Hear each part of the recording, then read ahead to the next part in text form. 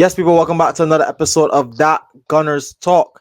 And today we're here to preview, to be honest, the biggest game of the season, and let alone the biggest game of the last decade for the Arsenal. As Arsenal go to the Parc des Princes and take on PSG in a massive Champions League semi-final second leg. KP, me and you are here to preview the game. Don't forget to like, comment, and subscribe to both Gunner Street and Cape Pass Positive. Show us some likes, show us some love, show us some support to both channels. Leave all your thoughts and opinions down in the comment section down below. But KP, we're going into the second leg 1-0 down at the Parc des Princes. First leg, it wasn't really the best performance, especially the opening 35, 40 minutes. Going into this game, how are you feeling? And ultimately, just give me your thoughts going into the second leg. Um, I'm still feeling good going into the second leg. Obviously, it's an exciting moment. The tie is not over. Obviously, being 1-0. Um, there's probably going to be some positive news in terms of like injuries and stuff of players that are going to be available. And obviously, yeah, we'll have players like Partey available to play this game. That was available in the last game.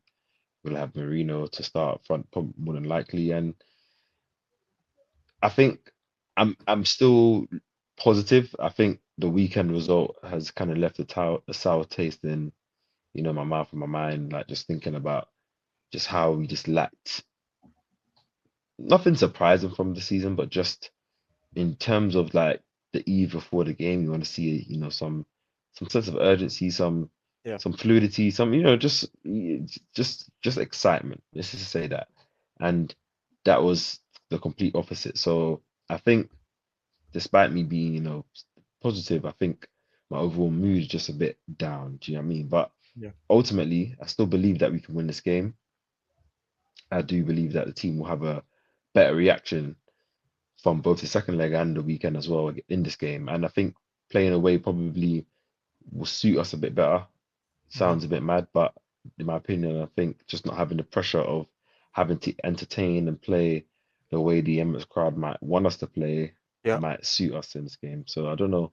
How do you feel about, this tie and just in general? Well, first of all, I agree with you 100% in terms of going into this game, because on the eve of the game, especially the Bournemouth result, you'd want a better performance than what we saw against Bournemouth leading that game. And me and you talked on camera multiple times about how frustrating that result was ultimately, because we've seen not only just one performance, but we've seen that performance many a time this season where we're either leading in a game or maybe we're drawing a game 0-0, and we just don't have the quality to really win us those type matches. And hopefully in Europe, hopefully we find that quality, we find that goal scoring ability, which we've seen to score. We scored seven at PSV in the Champions League knockouts. We scored goals earlier in this Champions League round, especially going to Madrid and beating them home and away. So we proved we can get wins on the road. We've proven that we can get results. Arsenal over the last 3 years, I think under Arteta, especially last season, we had one of the best away records in England. So I back us. I back us. And I think it's just about going in there with confidence, believing we can play our game, believing we can play and go up against them toe to toe. A lot of people are talking about KP before we get into lineups specifically. A lot of people are talking about how you would approach this game. Now, again, PSG are leading in the tie 1-0. A lot of people are saying, look how PSG came at us, scored in their opening minute, and then really controlled the game from there. Well, how would you go about this if you're Mikel Arteta? What's your game plan? How are you approaching this game, and how would you manage this game as a 90-minute to potentially 120-minute onto penalties performance? I think we got to go for it, man. Like I think obviously that doesn't mean that you're just going all guns blazing, leaving yourself open. But I think we got to try and press them when they're building up from the back. We got to try and have a better press than what we showed at the Emirates.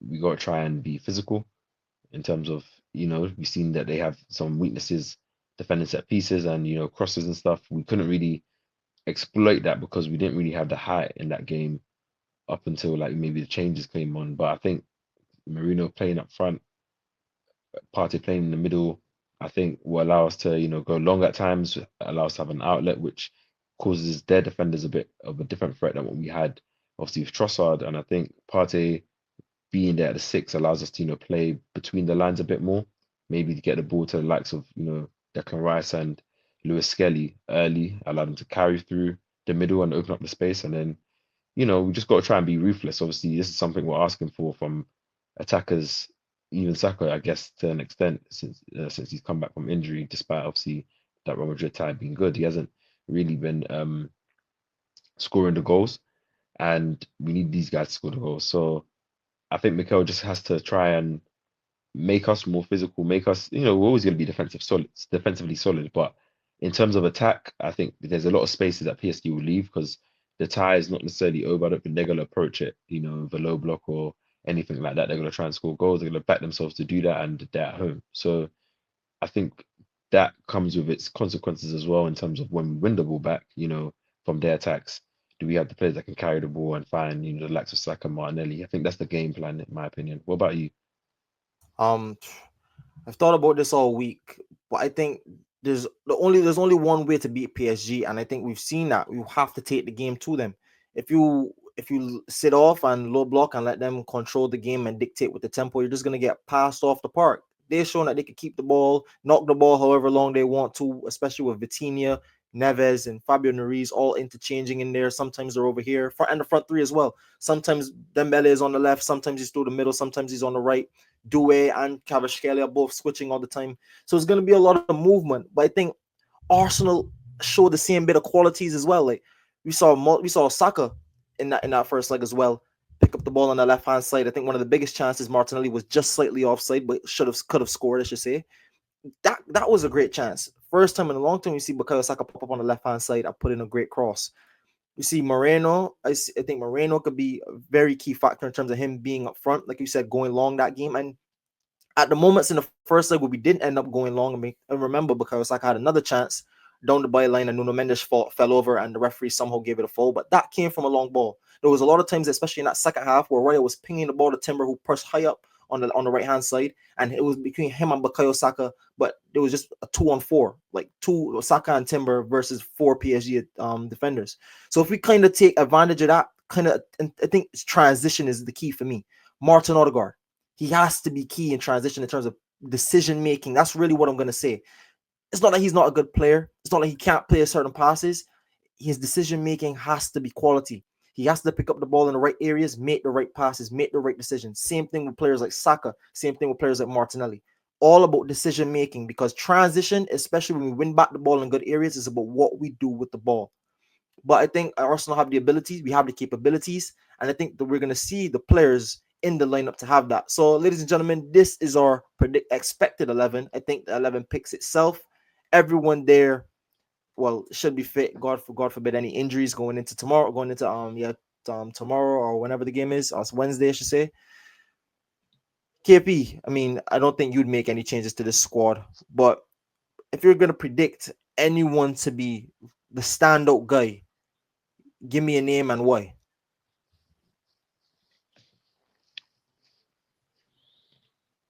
I think it'll be Declan Rice. I think so Um, too. I think a hidden hero will be Lewis Skelly, but I think Declan Rice being able to press up higher, win the ball up higher, um, be a bit more free in terms of how he can go about his game, knowing that he has a trustworthy partner and party behind him. And obviously, in terms of I think I saw a stat today. Apparently, like he's our highest, a top goal scorer in Champions League knockout phases this season, Oh, and well, just in general. makes sense. Um, like he's the guy that would want to bring it, and I think it's the game that if he can kind of carry the ball through the middle, I don't think there's anyone on PSG's midfield that can really, stop him. Like it'll make that hard for him to do. So I think it's down to him, and I think by him doing that, that'll open up a lot of spaces and draw a lot of defenders in that open up space for Martinelli, Saka, and Odegaard himself. So I say Declan Rice. What about you? I agree with the two names you picked. Just to go slightly different, I'm gonna go Martin Odegaard, because of what I just said previously, and I'm gonna talk on another player too. He's going to have to be key in those transition areas, man. So much I've seen it against Bournemouth when we won back the ball in good areas, and so much I've seen it against PSG in the first leg. Martin Odegaard has this tendency to dribble the ball into other people's space. He does that to Bukayo Saka a lot, and he does this thing where he drops right next to Partey to pick up the football. And I think his ability and his technical ability, for his technical ability, I don't like how when he plays like that. He has too much passing ability, too much dribbling ability, too much quality, or we're asking for him to be in this squad, I should say.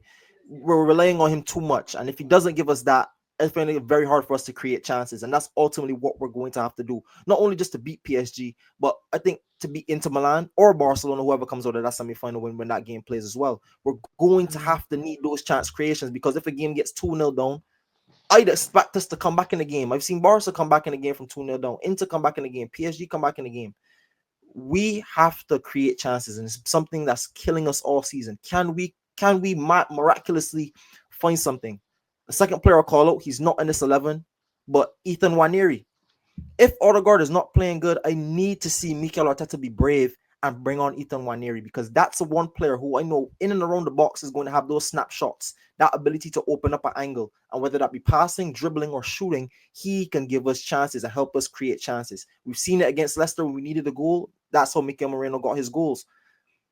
Listen, man, I think he's either Waneri or Odegaard, but that chance creation and that transition is going to be absolutely key to how, if Arsenal see themselves playing in the Champions League final coming the end of May. But KP, the lineup picks itself. We talked about our feelings. Ultimately, give your score prediction as to what you think this result will be.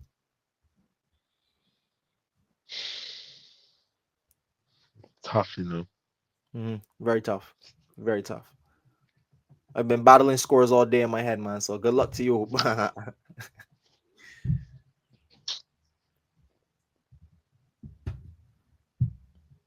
I'll kick it I'm off. gonna I'll have kick it off. Oh, I'm you, gonna have to you get the say 3-1 ooh, because 3-1. Okay. Hey, man, I don't mind it.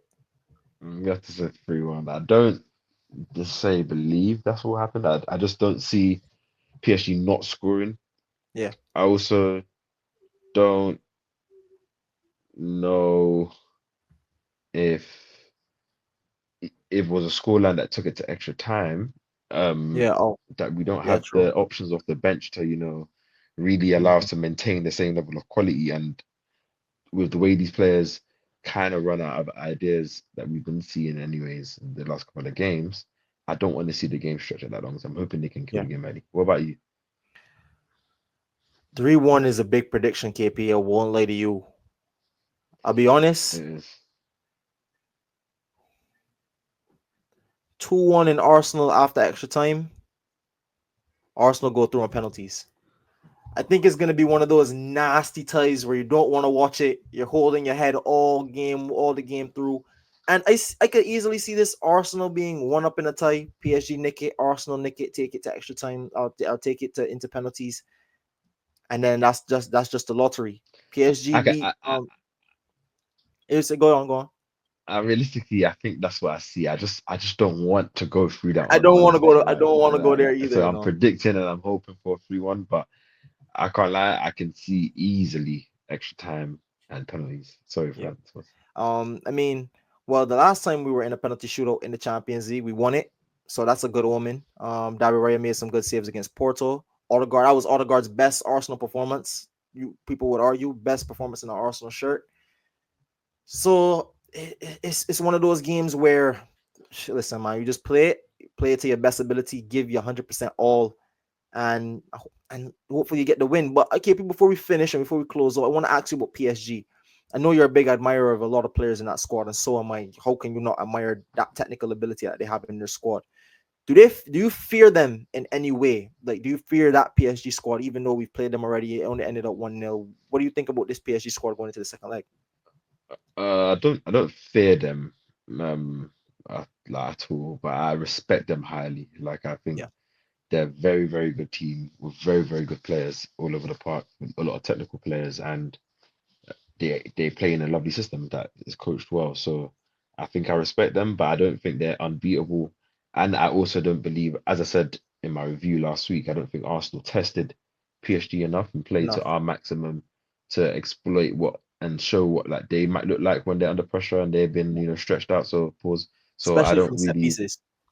there you go. So I think with I'm hoping with our normal like lineup that we're able to have a bit more comfort in possession and building up that it will allow us to, at least create chances or create moments where we're able to get free kicks, we're able to get, crosses in all corners, as you're saying. So, what about you? Do you fear PSG? Nah, I agree with you. Not necessarily fear. I mean, going into this game, we talked about it a lot. I mean, we think Arsenal could win this Champions League, and I wouldn't have came out and made that bold claim if I honestly feared PSG or feared really anyone else. Respect is, I think, is the word to use. Respect, and you admire certain players that they have. You admire the quality that certain players on their day can reach. But again, I've seen my Arsenal do a lot of things, and we just hoping that this tomorrow is another magical performance and another magical night. Because, like, again, all you need in the tie is one goal to just take it extra time, and then the drawing penalties is a draw. It's only one goal in the tie. Tie is not over, and they know that, and so do Arsenal. And all the words coming out of the camp is that they believe. So if they believe and the manager believes, why should I be feared? Those are the guys who are going to play. I back them. They back themselves. Let's go on and win. But Yeah. thank you guys for watching. Don't forget to like, comment, and subscribe to the channel. Show some love to Gunner Street and Cape Pass Pause. We have Arsenal content coming to you almost daily. So if you like anything Arsenal related, hit the like button, hit the subscribe button, and join the family. Without further ado, people, thank you for your time and your energy. Come on, you Gunners, and leave your Come on. predictions for Arsenal versus PSG down below. Catch you guys in the next one. Peace. Peace.